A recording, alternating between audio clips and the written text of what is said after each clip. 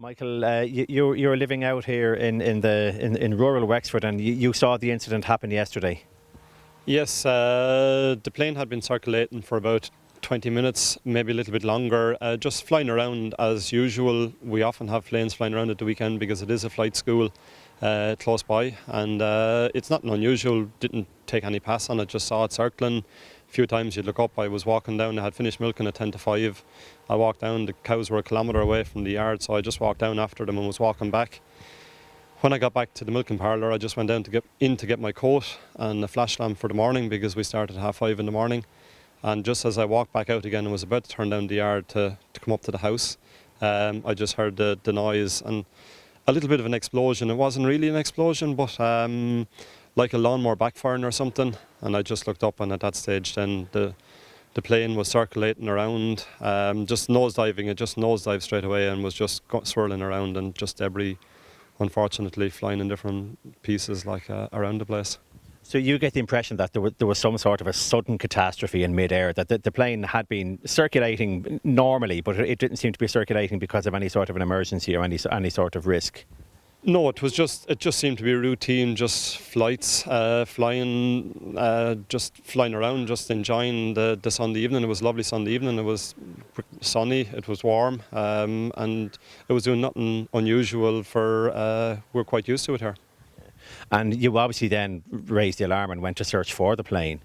Yes, we rang the emergency services, was in complete shock.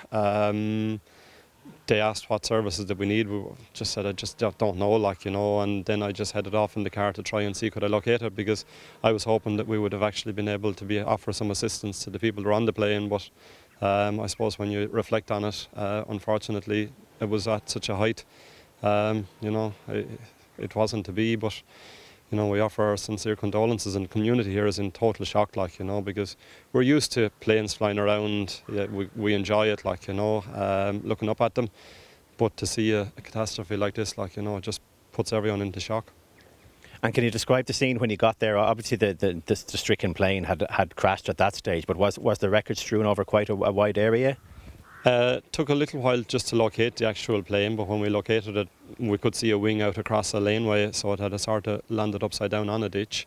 There was bits of debris around in the fields all around it, and another car arrived on the scene then that had actually seen the same as what I had seen, the explosion, the plane falling from the sky, and they helped to locate the first person out of the plane, and unfortunately they were deceased at that stage.